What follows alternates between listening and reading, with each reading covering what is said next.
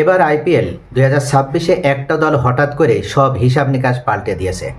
না মুম্বাই ইন্ডিয়ান্স, না Chennai super Kings, আমি বলছি পাঞ্জাব কিংসের কথা।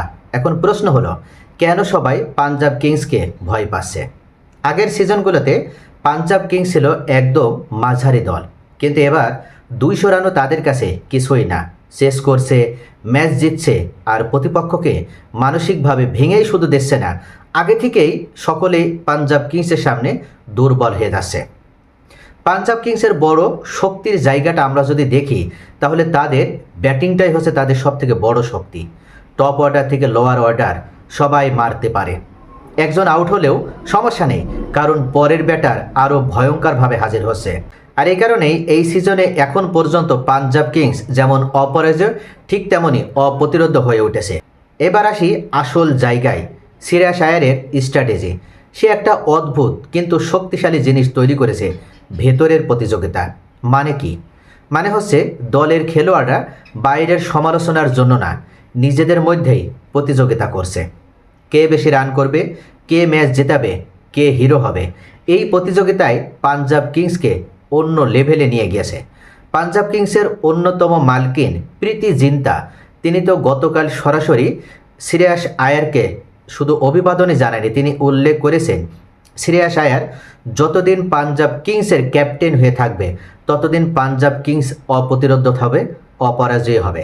গত আসরে যদিও পাঞ্জাব কিংস আরসিবির কাছে পরাজিত হয়ে রানার্স আপ হয়েছিল, কিন্তু শক্তিমত্তার দিক থেকে গোটা টুর্নামেন্টে এই পাঞ্জাব কিংস ছিল সত্যি এক অসাধারণ শক্তিশালী দল। শ্রেয়াস আয়ারের হাতে এই পাঞ্জাব কিংস যেন নতুন এক শক্তিশালী দলে পরিণত হয়েছে। তাই তো প্রীতি জিন্তা এবার তিনি বাজি ধরে বসেছে যে এবার আর আরসিবিও পাঞ্জাব কিংসের পথে কাটা হয়ে বা বাধা হয়ে দাঁড়াতে পারবে না। শ্রেয়াস আয়ার যে কৌশল অবলম্বন করেছে, এই কৌশলে এবারও ফাইনালে উত্তীর্ণ হবে পাঞ্জাব কিংস, এটা প্রীতি জিন্তা এবার প্রেডিকশনে তিনি জানিয়ে দিলেন। এখন প্রতিপক্ষ দলগুলো পাঞ্জাব কিংসের বিরুদ্ধে খেলতে নামার আগেই চাপ অনুভব করছে, কারণ তারা জানে 200+ রান করলেও সেই রান আর নিরাপদ না। ম্যাচ শেষ না হওয়া পর্যন্ত পাঞ্জাব কিংস একটা বিপজ্জনক। কিন্তু একটা প্রশ্ন আছে, এই আগ্রাসী স্টাইল কি পুরো সিজন ধরে রাখতে পারবে, নাকি মাঝপথেই ভেঙে পড়বে? একটা জিনিস নিশ্চিত, এই আইপিএলে যদি কোনো দলকে সবাই ভয় পায়, সেটা এখন পাঞ্জাব কিংস। আর যদি এই ফর্ম ধরে রাখে, তাহলে ট্রফি জেতাও কিন্তু অসম্ভব নয়। পাঞ্জাব কিংস এবার নিশ্চিত ট্রফি জয় করার মানসিকতা এবং সেই ধরনের পরিবর্তন নিয়েই তারা দল সাজিয়েছে। শ্রেয়াস আয়ার পাঞ্জাব কিংসের ক্যাপ্টেন হিসেবে দায়িত্ব পালন করার পর এটা তার দ্বিতীয় সিজন।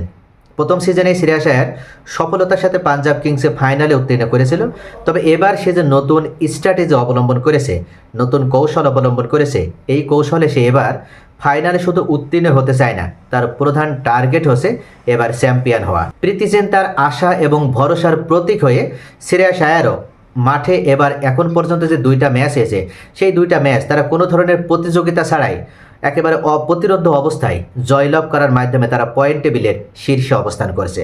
সব মিলিয়ে শ্রেয়াস আয়ার যে প্রীতি জিন্তার কথা রাখছে, এমনকি পাঞ্জাব কিংসকে ফাইনালে উত্তীর্ণ করে নিয়ে যাওয়ার মতন যে স্ট্র্যাটেজি অবলম্বন করেছে, এটা কিন্তু এক প্রকার নিশ্চিত করে বলে দেওয়া যায়। তো প্রিয় দর্শক, আপনাদের কি মনে হয় পাঞ্জাব কিংস এবার চ্যাম্পিয়ন হবে?